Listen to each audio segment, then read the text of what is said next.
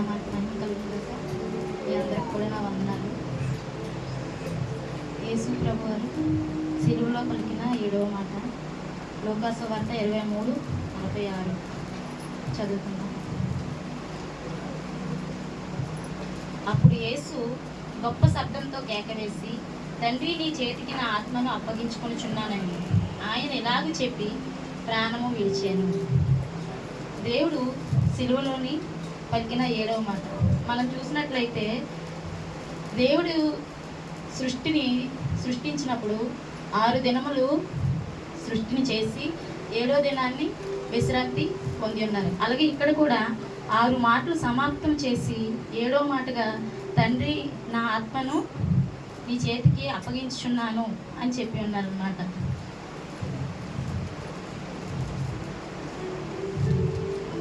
అయితే ఈ తండ్రి అనే మాట మనం చూసినట్లయితే,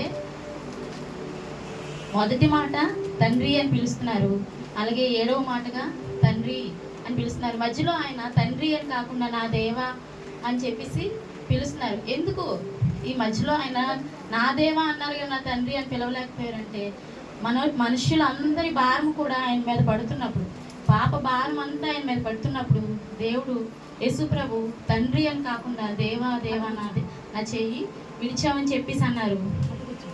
అలాగా తండ్రి ఈ విధంగా మాట్లాడుతున్నారు. అలాగే తండ్రి అని ఎవరు పిలగలం అంటే, ఈ లోకంలో అయితే మన తండ్రిని తండ్రి అని పిలగలము. చాలా మతాల్లో కానీ లేదంటే చాలా వాటిలో కానీ తండ్రి అని పిలవనివ్వరు. ఎందుకంటే తండ్రి అని పిలాలంటే అధికారం ఉండాలని చెప్పి చాలా మతాల్లో మన దేవుడిని మనం తండ్రి అని పిలుస్తున్నాం, కానీ చాలా మతాల్లో తండ్రి అని పిలవరు.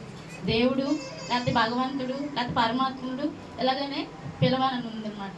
కానీ మనకు మాత్రం మన దేవుడు తండ్రి అని పిలిచే అవకాశం ఇచ్చాడు. ఎందుకంటే తన కుమారుణ్ణి లోకంలో పంపించి తన కుమారుని మన నిమిత్తం తన పాప భారం మోసి మనకై అవకాశాన్ని దేవుడు ఇచ్చి ఉన్నాడు.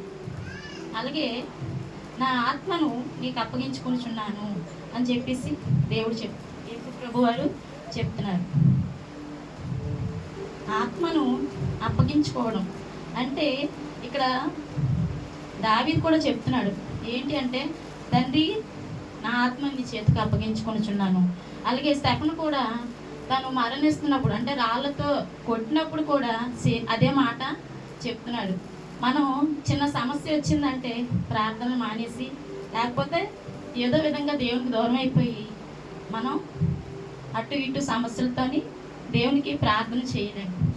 కానీ ఇక్కడ దేవుడు చెప్తున్నాడు, అంత శ్రమ అనుభవిస్తున్నప్పుడు కూడా నా ఆత్మని నీకు అప్పగిస్తున్నాం. మనమైతే సమస్యలు బట్టి మన ఆత్మలు మన మాటలు కానీ కూడా దేవునికి వ్యతిరేకంగా మారిపోతుంటాయి. అలాగే దేవుడిచ్చిన ఆత్మను చాలామంది ఏం చేస్తారంటే, వారి సొంత ఆలోచనలతోని అపవాదికి అవకాశం ఇచ్చేవారిగా వాళ్ళ ఆత్మలు సాతానికి అవకాశంగా ఇస్తున్నారన్నమాట. అలాగే మనమైతే దేవుని నమ్ముకొని మన ఆత్మలు దేవుని కొరకు సిద్ధంగా చేసుకోవాలన్నమాట. సమస్యలు వచ్చాయని, ఇబ్బందులు వచ్చాయని మనం ఎటువైపు తిరిగిపోకూడదు, కానీ మన ఆత్మ అనేది స్థిరముగా దేవుని వైపు అంతం వరకు కూడా మన ప్రాణ ఆత్మ శరీరాలు కూడా దేవుని కొరకు సిద్ధంగా ఉంచుకోవాలి. ఇది ఆత్మ దేవుడిచ్చింది కాబట్టి తిరిగి దేవునికి మనం ఇవ్వాలి. మనము సాతానికి అప్పగించినట్లయితే అది నిత్య నరకము. అదే మన ఆత్మను దేవుని కొరకు సిద్ధపరచుకున్నట్లయితే అది నిత్య రాజ్యము. అయితే దేవుడు వాక్యం చెప్తుంది, మన్నైనది తిరిగి మన్నైపోవును. దేవుని ఆత్మ ఆయన ఇచ్చి ఉన్నాడు కాబట్టి ఆయన ఎందుకు తిరిగి చేరుతుంది అనమాట. కాబట్టి మన ఆత్మలు అంతం వరకు దేవుని కొరకు సిద్ధపరిచి ఆయనతో పాటు ఉండాలని మనందరం కోరుకుందాం. దేవుడి మాటలు దేవుడు దీవించుగాక.